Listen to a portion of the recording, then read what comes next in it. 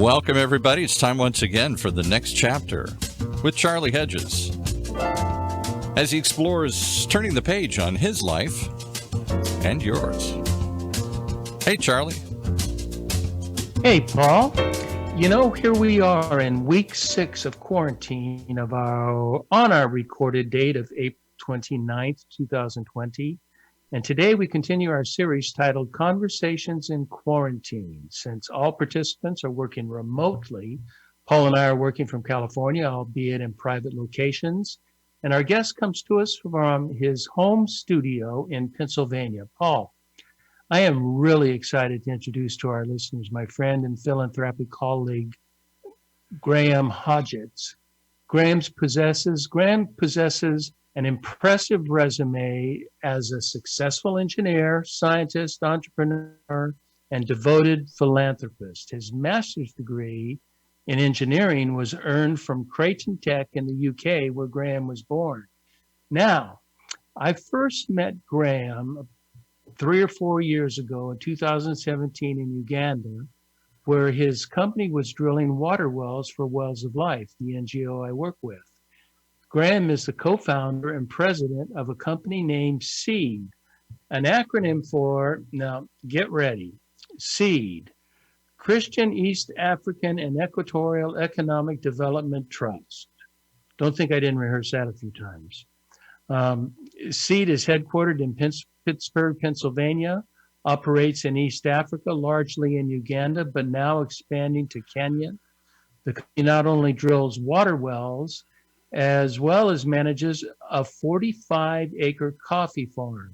SEED has drilled more than 200 wells for Wells of Life, but they have drilled more than 350 wells in total, serving up to 300,000 residents in rural communities of Africa. In addition to the above, just to let you know Graham's credentials, he holds 22 patents and has taken 36 short mission trips to Uganda since 1999.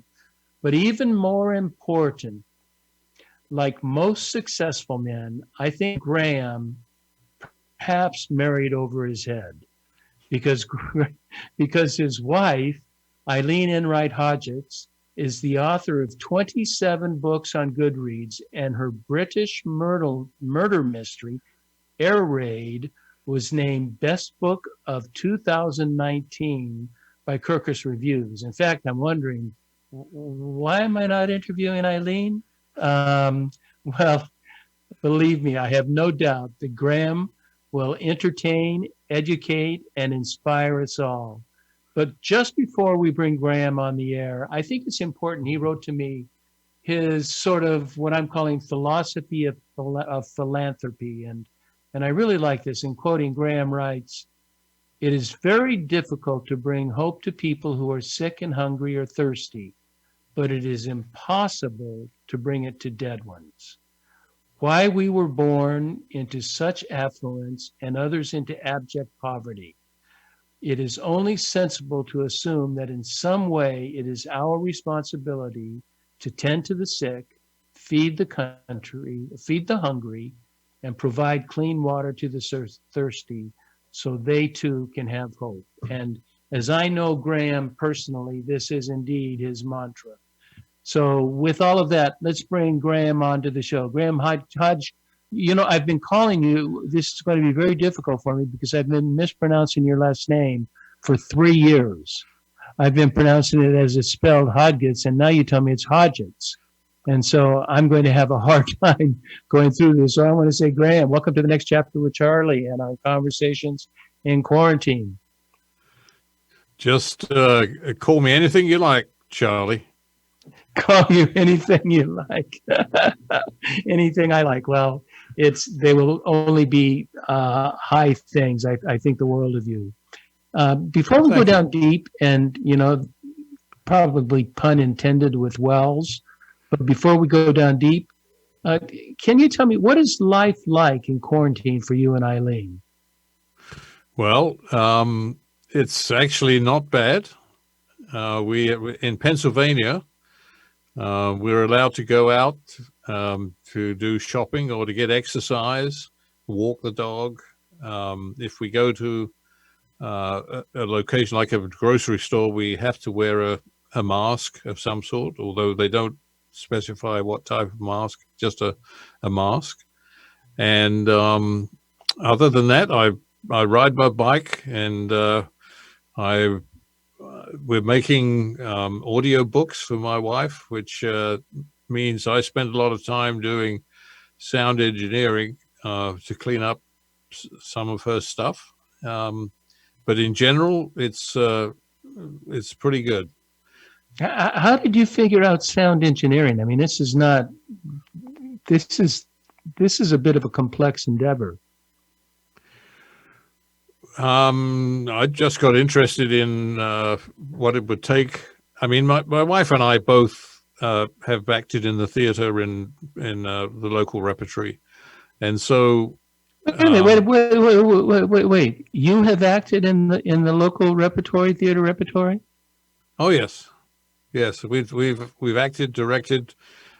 She's written musicals and plays. She's a national playwright of repute, and as well as writing books. And she's acted, and I've directed. I've been a musical director. I've composed and provided music for musicals. So yeah, we've been in the so-called drama scene, and so when it came time to look at the market for her books, the fastest growing market is the audiobook market, and so we looked at how do we go about narrating our own her books, and how do we get other people to come in and narrate them for us when we need special accents or special voices.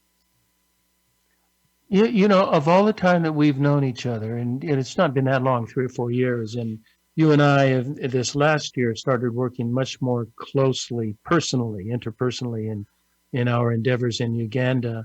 This is really the first I've heard of the arts influence in your life. Yes. Well, that's because we've been doing something else. You are a focused man. When we're talking business, you're talking business. That's right. And then the funny thing for our audience to know is here you have this raw author for a wife who is immensely well known, and I had no idea. I had to Google her to find it out. Well, you know, I try not to mix business with pleasure. Yeah, well, the arts are, to me, they're more than pleasure. The arts really are business. I'm a strong advocate of the arts. So you guys are keeping quite busy, and you're cycling. How much do you cycle each day? I have a 14-mile course. You have a 14-mile course. Yes. You run a company that we will, we've gotten into that as a minimum of 2 businesses related. You are in the middle of research. You're in the middle of arts, and I think this is so important for people to understand, and I don't mean to embarrass you by this, but I think it's just so important to know, because we're going to go way back in your history. How old are you, Graham? I'm 79. Be 80 in September. Be 80 in September, and you're cycling 14 miles a day, running businesses, working with your wife. That's absolutely incredible. I'm so impressed. Well, thanks very much. And it's God-given. It's not anything to do with me. Yes. And even when you say it doesn't even have anything to do with you, it's really even the passion to do things is God-given. Absolutely. Not just the action, the passion, the natural and spiritual gifts to do that are all God-given. Yep, and that philosophy I changed the wording slightly, because the wording should really have the gospel instead of hope, because the gospel is hope. Period. It is. End of story. You know what I want to do right now, Graham? I had intended on bringing up this aspect of the show later, but I think in the midst of the so many mixed emotions of what's going on in quarantine and coronavirus and COVID-19, and there are people that are losing hope, people that are becoming anxious and want life to return to normal very quickly because I was told by a friend of mine, hell hath no fury like an inconvenienced American. That's true. That's true. and, and, and so what I want to do is I want to go back. Do you remember the Rocky and Bullwinkle show? No. Oh, it was a cartoon. It was one of my, it's an old, when I was a kid, it's an old cartoon. And it's about what was Rocky? A squirrel or something, and Bullwinkle was a moose. And they had on there the Mr. Peabody's Wayback Machine, and he would go way back. Well, I want to take us way back to London, 1945, where you experienced life-threatening Nazi nightly air raids in London. And what I'd like to do is get your perspective on how catastrophic events can impact a culture. Today we speak of coronavirus, COVID-19, and as of today, as I said, 58,000 deaths, and that number is likely to, or not likely, is obviously going to increase. But you have lived as well during the most cataclysmic events of the 20th century, World War II. You were 6 years old during Nazi Germany's intense bombing in London known as the Blitz. So the earliest years of your recollection was composed of the horrors of World War II. How did that impact you, and how did you feel that impacted the society of Londoners? Well, I don't know about the Society of Londoners. I can tell you that my reaction to the current crisis is very different from most because of that experience when I was 5 and 6 years old. Because I've still got my freedom. I can still go out in my car or on my bike or walking and not be concerned about bombs coming down out of the sky and killing either me or the people that live close to me.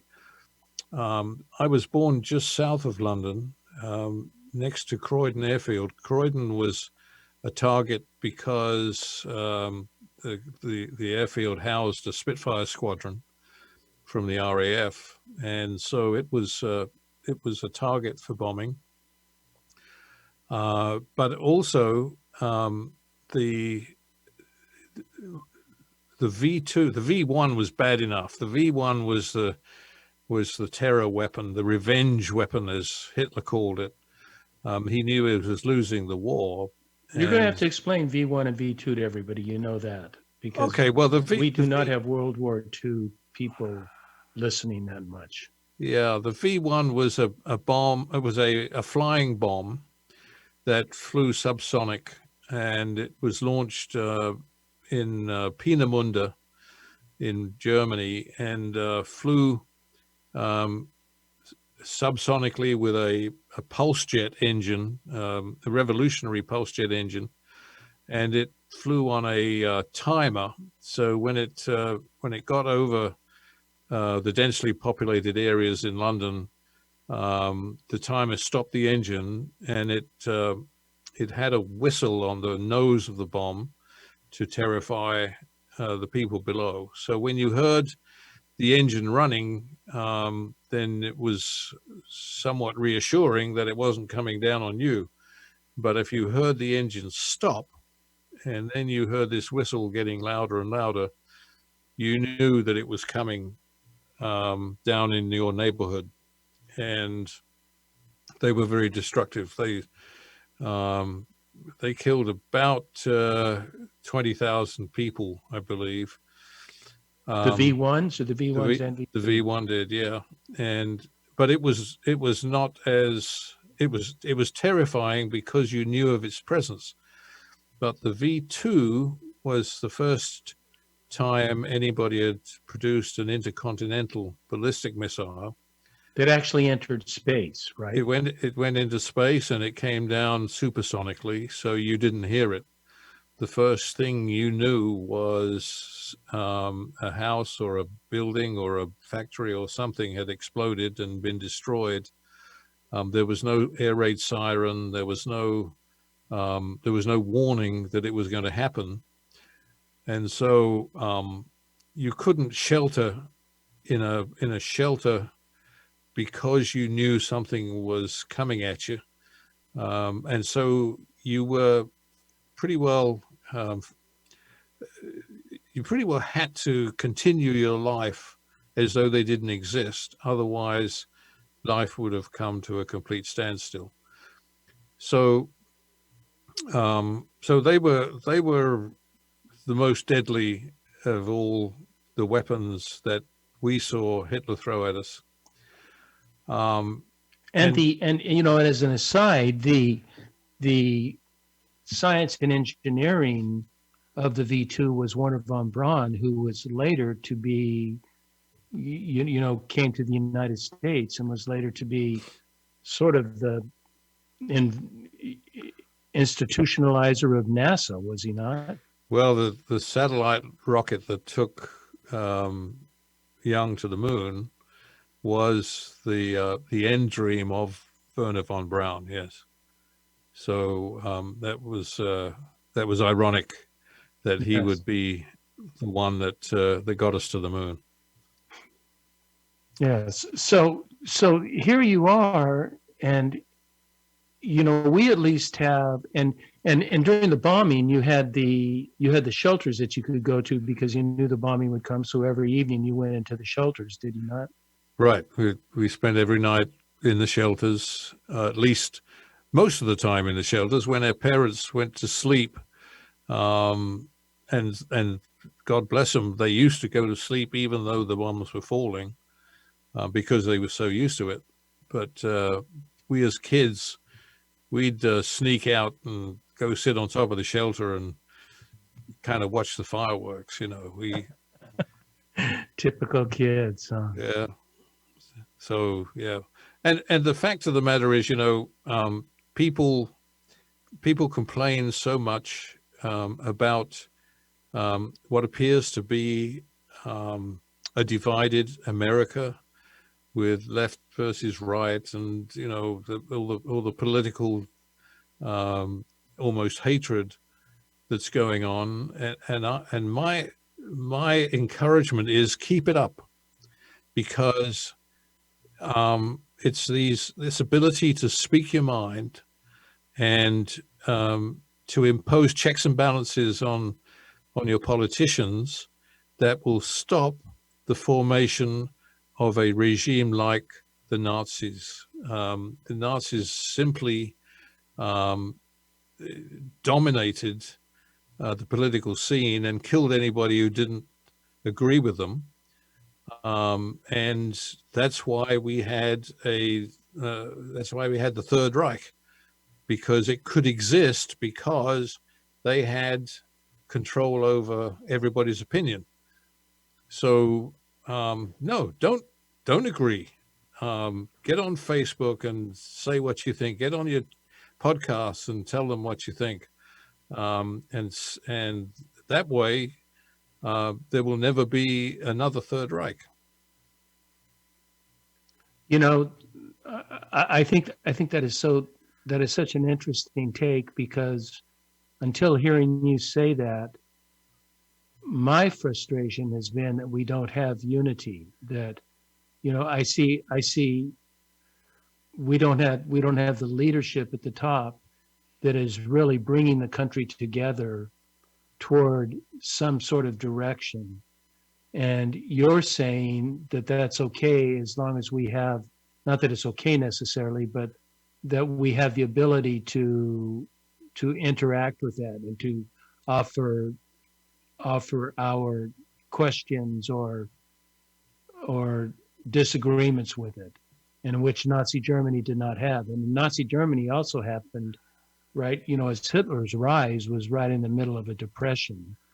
And so the Germans were looking for some sort of recognition and some sort of that we are, as a people, we are okay. We are not a despised people. Well, they were looking for a leader to revive their pride after it had been crushed at Versailles. Right. Because Versailles was so punitive. It was stupidly punitive by the Allies. And if you make somebody look stupid, they are going to try and revive their pride somehow, and they just did so. They just did it in steroids. So, if we were to take from your wisdom and your experience, what was it? You just gave us some insight into the health of the health of free speech, basically.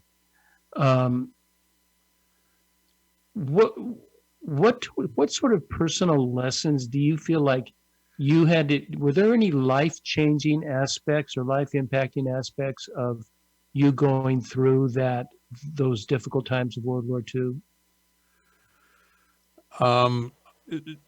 Not really, because my life wasn't changing. It was the only time my life changed was when the war ended, because everything before that was usual. I can remember walking across the bridge over the River Thames in London with my father and seeing all the pleasure boats, the boats that took people up and down the River Thames on sightseeing tours, and they were all moored. And I said, I thought, well, to Dad, are those troop carriers? And he said, no, they're pleasure boats. And I said, what are pleasure boats? And he said, well, they're things that they're boats that we get on and we go and see the sights in peacetime. And my question was, well, what is peacetime? What is peacetime? Yes. And he had to explain what peacetime was. And it wasn't until I was 6 years old that I remember them giving me a stick with red, white, and blue ribbons on and saying, you can go outside and you can go wherever you like. Don't go too far away from home, but you can go out and wave these around and celebrate the fact that the war is over. And so I remember my sister and I, this is a very clear memory. We ran up to the top of the road and we climbed on the top of the bomb destroyed house that had been destroyed by a V-2 rocket. Suddenly at the end, in the middle of the day, at the end of the road, a house just basically disappeared and ended up as a pile of rubble.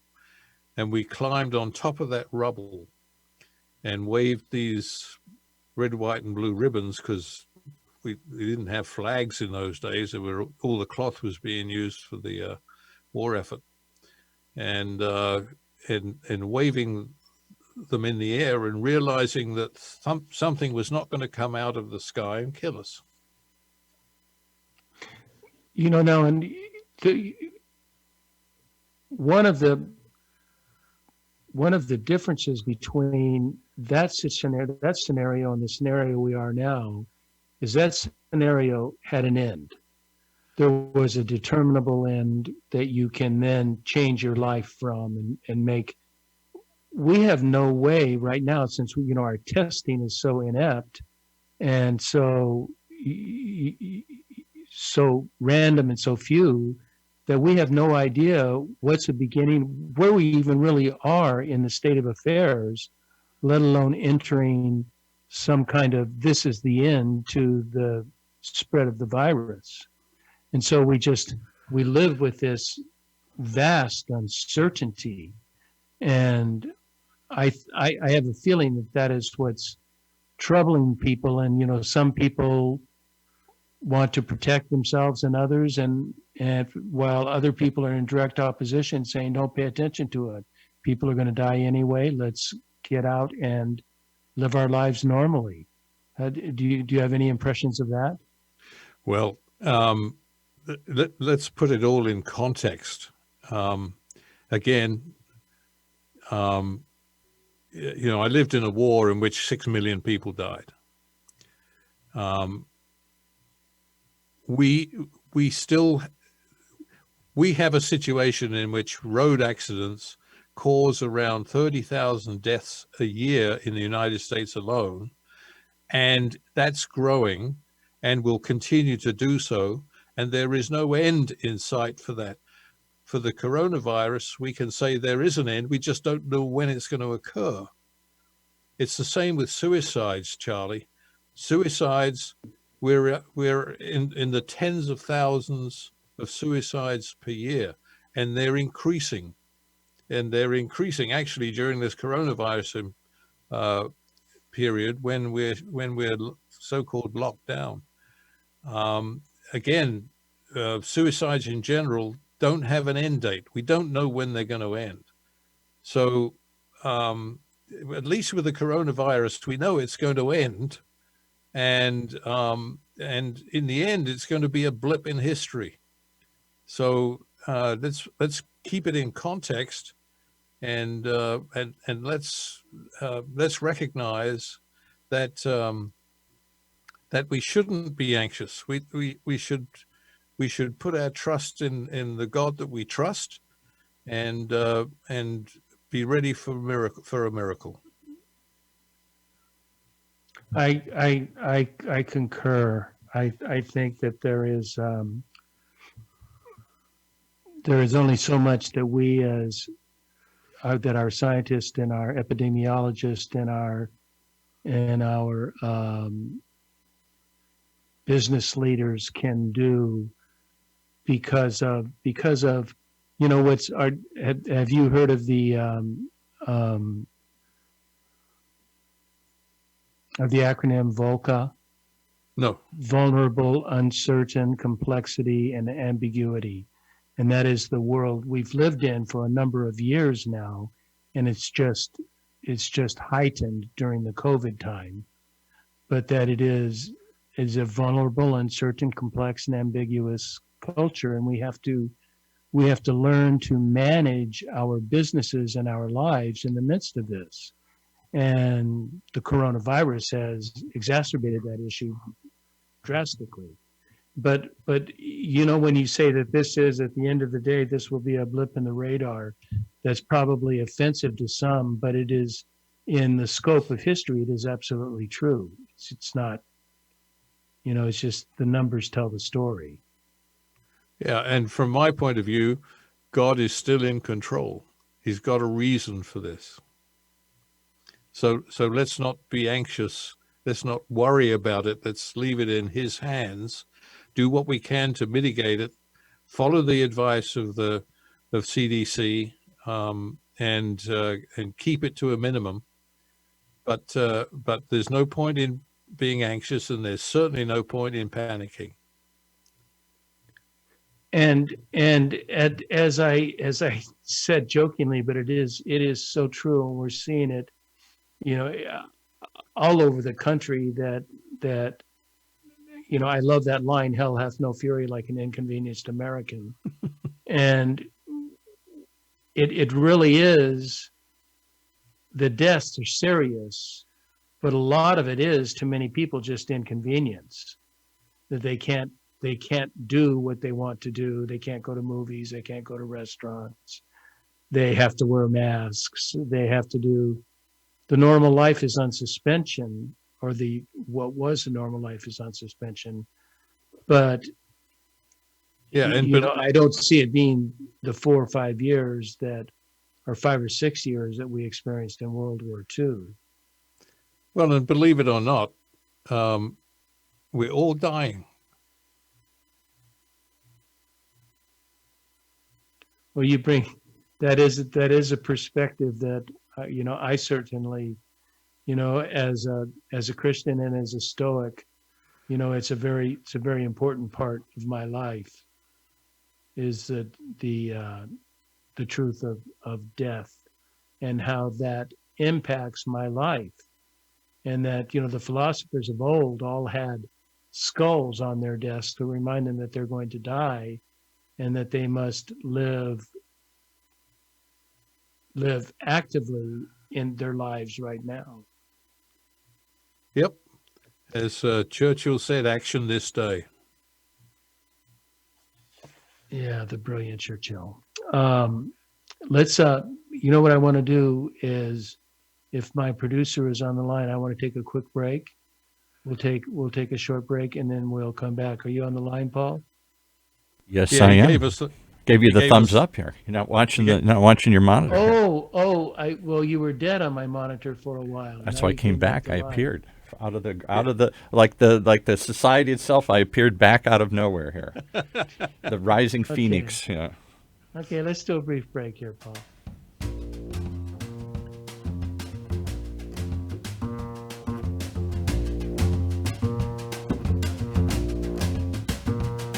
Hi, this is Charlie Hedges, and you're listening to The Next Chapter with Charlie.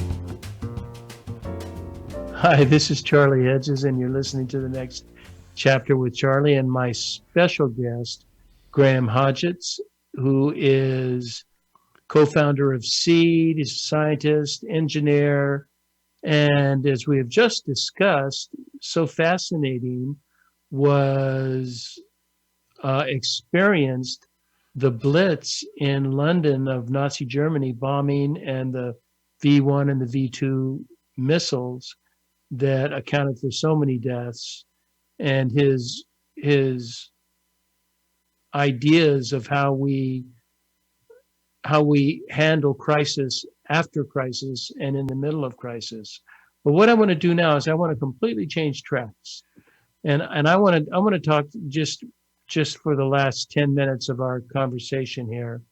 I want to talk about philanthropy, and I want to talk that even in the midst of these crises, we still have a developing world that is facing, you know, COVID-19 is just another cause of death and poverty. And I don't know, what is the number, Graham, of people in abject poverty? I mean, we're closing in on half the population of the world, are we not? Yeah, billions. Billions, yeah. They call them the bottom billion, and we need to. I think it's important for all of us to do something on that. And in your, I called it you just said philosophy, but I called it philosophy of philanthropy, and that you asked the question that's really a good question, and I think it's probably there is a spiritual context to it, and that why do we, especially in first world countries and especially in the United States, why do we have it so good when abject poverty exists for almost half the world's population? How is that even explainable? Well, the only conclusion that I can come to, because I'm a Christian, is that in the handbook of life, which I call the Bible, Jesus gave us a commandment to love one another, and loving one another means not just saying I love you, but doing something about it. And so I believe that that allowing me to be born in an affluent society and to have treasures and knowledge that that other people in the world don't have is a responsibility that he has given me in order to be able to share that with the people that aren't so fortunate. And that is love in action, not just in sentiment. I so concur, and you used a very important word that I don't think is used often in churches or in many doctrines of Christianity, and that is the word responsibility. Is that we were created, in the first chapter of the book, in first chapter of Genesis, that we were created to take care of the earth, and that was a responsibility. I always call it the divine mandate. That there were three parts of the divine mandate, and we have totally ignored that part. And it is responsibility to take care of not only the environment, but the people that live in that environment. And I heard a speaker some time back that talked about the enfranchised and the disenfranchised. And this speaker's point was that it is a responsibility of the enfranchised to share and promote health, literacy, life with the disenfranchised. That is our responsibility. If we are given those gifts, then we must share those gifts. Yeah, absolutely. I believe that that's a divine mystery that we can't solve as to why it occurred that way, but we can certainly react to it and become proactive in sharing the gifts and treasures that have been bestowed upon us without us asking for them. It begs the question, why were you given them? And the answer, as far as I'm concerned, is because we're responsible for being good stewards and sharing those with the people that don't have them. I agree, and I just completed this morning a book by the mystic Thomas Merton, and it was titled Thoughts in Solitude.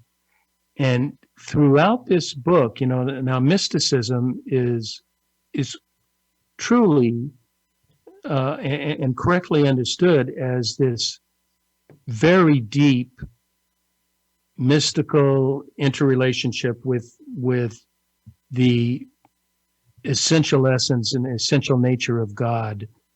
But Merton is very clear that it is also, it's not just sitting in silence and in solitude with God. It is expressed in ordinary and mundane life.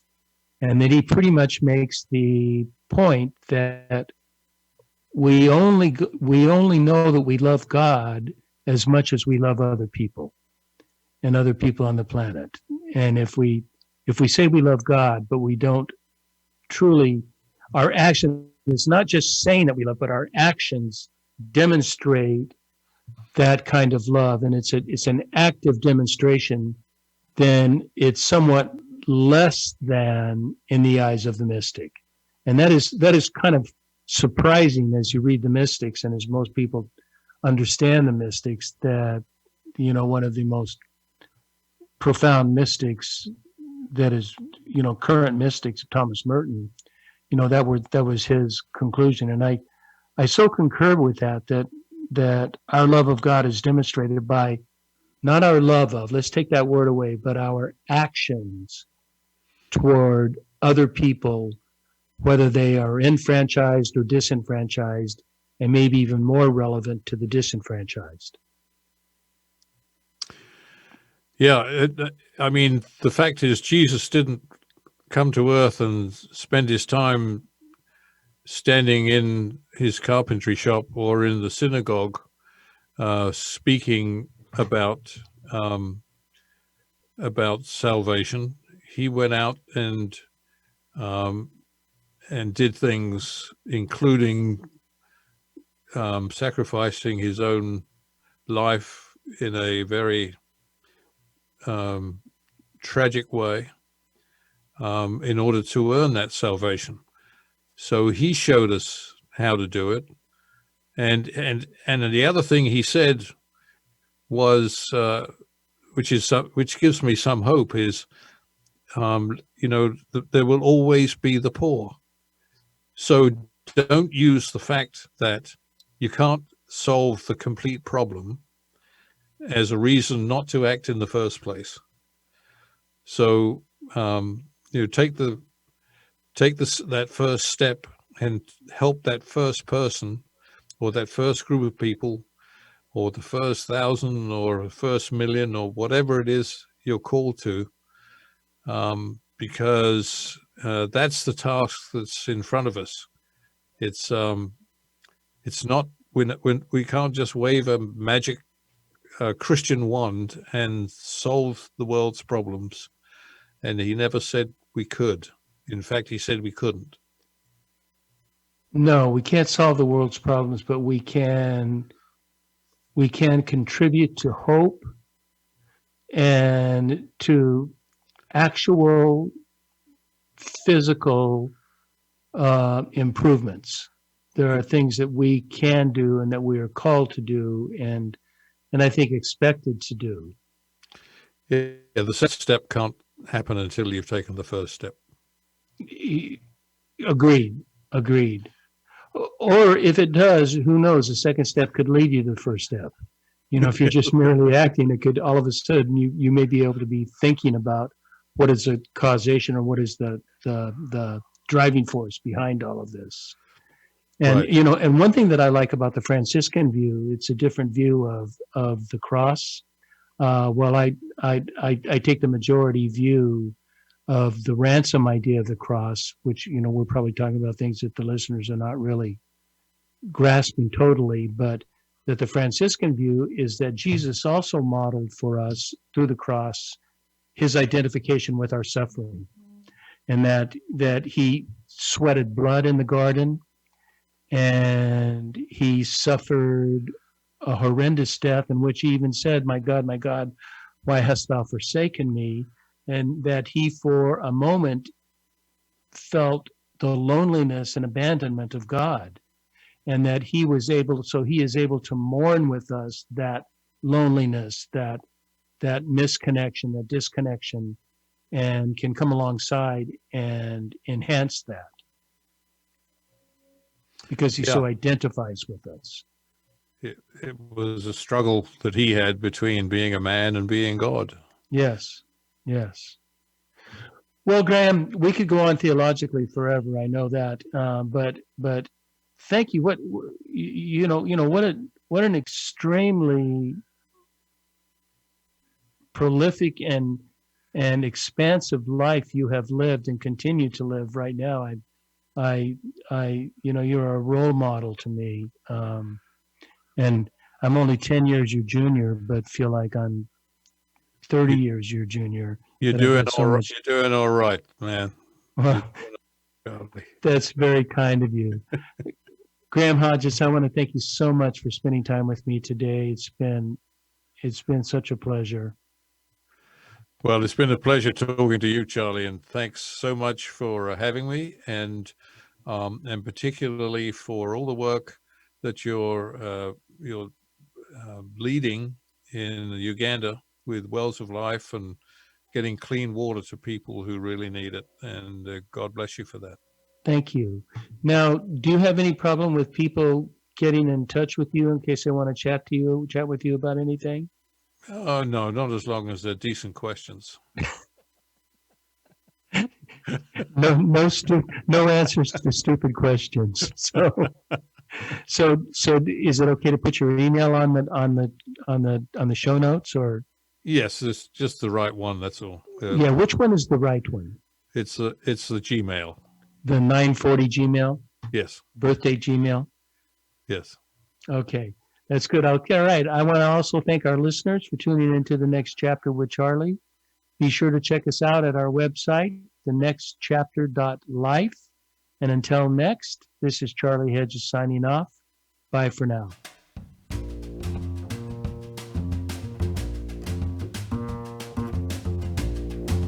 You've been listening to another example of The Next Chapter with Charlie right here in Orange County's only community radio station, OCTalkRadio.net.